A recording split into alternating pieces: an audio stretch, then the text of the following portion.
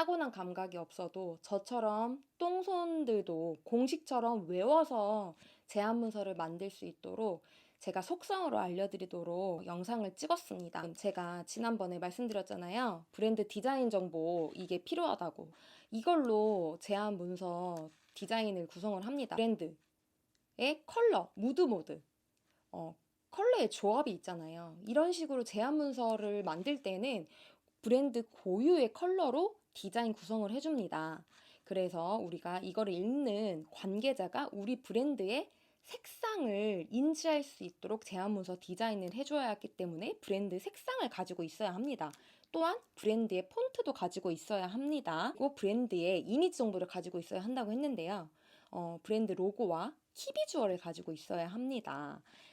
그래서 브랜드 로고와 키비주얼이 무엇이냐고 이제 문의를 주실 수 있는데요. 브랜드의 슬로건이에요. 그래서 브랜드 슬로건과 로고를 동일한 위치에 넣어서 브랜드를 가스라이팅 하는 거죠. 계속해서 브랜드를 인지를 시켜주는 것입니다.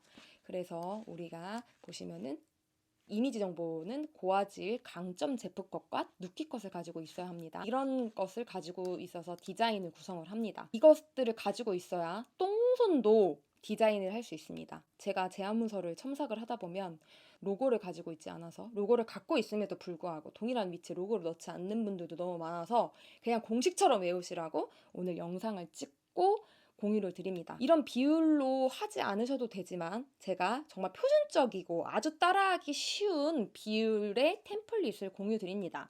첫 번째, 주황색과 화이트로만 구성이 되어 있죠. 이 브랜드의 색상인가 봐요. 주황색과 하얀색. 이 검정색은 제가 사용한 색상입니다. 첫 번째, 색상은 3가지 이상으로 사용하지 않습니다. 이유는 우리가 핵심 메시지를 전달을 해야 하는데 색상을 3가지 이상으로 쓴다. 일단 촌스럽고요. 핵심 메시지 전달이 되지 않습니다.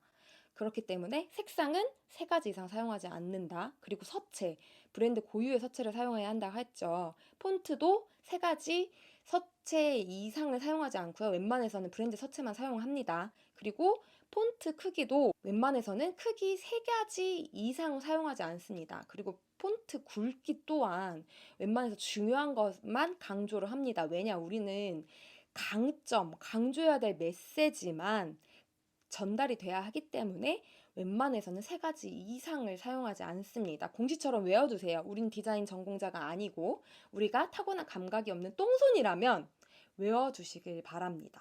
그리고 첫 번째 장, 우리 브랜드 명 넣어야 하고요. 제목 넣어주세요. 우리가 어떤 채널에 제안을 하는 것인지, 우리가 어떤 목적으로 하는 것인지 표지에 이 제목을 넣어주지 않으면 안 됩니다. 어떤 채널에 우리는 제안을 할 것이다. 이것은 어떤 브랜드의 브랜드 소개서이다라는 걸 어떤 목적인지를 알 수가 있죠. 그리고 두 번째 장. 이거 놓치시는 분들 너무 많다고 제가 몇백 번은 말씀드린 것 같은데요. 목차. 목차를 꼭 넣어주셔야죠. 우리가 책을 구매할 때도 목차를 보고 구매를 하듯이 우리가 전자책 살 때도 목차 보고 구매를 하잖아요. 하다못해 제안을 할 때 관계자들이 목차를 보고 이 안에 어떤 내용이 들어있는지 봐야 하거든요. 목차 없으면 안 읽습니다. 문서가 너무 길고 장수도 많은데 목차 없으면 관계자가 이걸 찾아서 읽어야 합니까? 목차를 두 번째 장에 넣어주셔야 합니다. 구성을 하면서 기획을 할 수 있습니다. 그렇기 때문에 두 번째 장에는 목차를 꼭 넣어주세요. 이 안에 어떤 내용들로 구성되어 있는지 목차를 꼭 넣어주시길 바랍니다. 그리고 여기 보시면 로고 같은 위치에 넣어주셨죠. 그리고 여기 제가 또 말씀드리고 싶은 건 브랜드 스토리예요. 브랜드 스토리는 당연히 넣어주실 텐데 왜 텍스트를 너무 빼곡하게 많이 넣어주시는 회사들이 많은데요.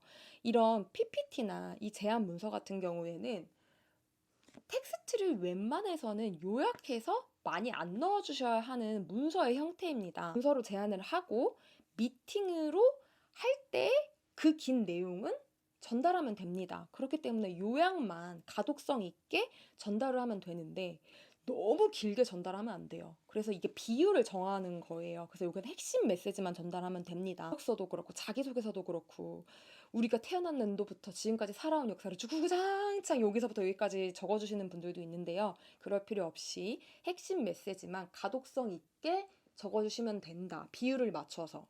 그리고 로고. 키비주얼이라고 하는 브랜드 슬로건을 동일한 위치에 넣어줬죠. 그리고 이게 6대4나 7대3 비율이죠. 이렇게 맞춰주는 이유가 무엇이라고요?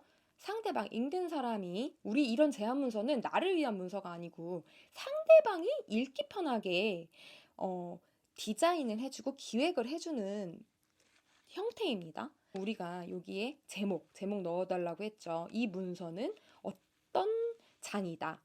여기는 제품을 설명하는 장이에요. 그럼 여기는 제품 소개라고 제목을 적어주겠죠. 우리가 전달해야 되는 핵심 메시지가 어떻게 하면 상대방이 편하게 볼 수 있을지.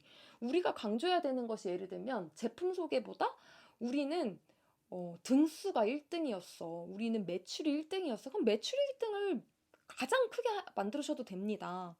그렇기 때문에 우리가 강조해야 될 것들을 좀 어떻게 하면 상대방이 보기 편하게 만들 수 있을까를 디자인하는 게 제안 문서의 디자인 기획입니다. 이런 비율을 맞춰서 관계자가 보기 편하게 만드는 것이 제안 문서의 디자인 기획입니다. 제목과 브랜드명이 로고겠죠? 로고를 해서 이렇게 제품 사진 제가 보시면 여기를 보여드릴게요. 여기가 비포예요. 여기도 입점 제안서인데 제품 입점 제안서였어요. 근데 한 장에 제품 소개를 빼곡하게 넣어서 한 장만 만들어 주셨더라고요. 그래서 이거를 그냥 라인 소개로 이렇게 뺐고 그리고 제품 소개를 제품 소개, 제품명, 제품 사진 이렇게 해서 한 장씩 다 빼서 설명을 해달라고 했어요. 왜냐? 제품 입점 제안 소개서니까. 그래서 우수한 곳의 제품 사진, 제품 소개를 보면 여기 제품, 어떤 제품인지, 그리고 어떤 향인지, 제품 사진 크게 되어 있죠. 그리고 용량, 판매 가격, 사용 방법, 그리고 여기에서 제품 그 소개가 되어 있어요. 강점과 이런 식으로. 그리고 비율도 여기 6대4, 7대3 정도의 비율을 제가 확대를 한 거거든요. 여기 로고가 있는데 제가 잘려 있어요. 그래서 이런 식으로 구성을 해준다. 우수 사례예요. 그래서 우리가 어떤 제안을 하는 것인지 상대방이 바로 보면 알 수 있도록 구성을 해야 돼요. 그러면 우리가 사실 디자인 감각이 필요가 없죠. 우리가 작품을 만드는 것이 아니기 때문에. 보시면 여기 제목, 마케팅 플랜, 로고 이런 식으로 디자인을 구성을 하면 되겠죠. 보시면 우리가 다시 한번 말씀드릴게요. 색상 3가지 이하, 폰트도 우리 브랜드의 서체를 사용한다. 그냥 디자인 기획, 제안 문서의 디자인 기획은 어렵지 않아요. 상대방이 보기 편하게 눈에 잘 들어오게 만들어주면 된다. 우리가 핵심 메시지가 잘 전달하게 구성해주면 된다. 그래서 우리의 로고가 반복적으로 동일한 위치에, 제목도 동일한 위치에 넣되 이 장이 어떤 제목인지 꼭 넣어줘야 한다. 목차 넣어줘야 한다. 네, 제안 준비하는 모든 여러분들 잘 하시길 바랍니다. 감사합니다.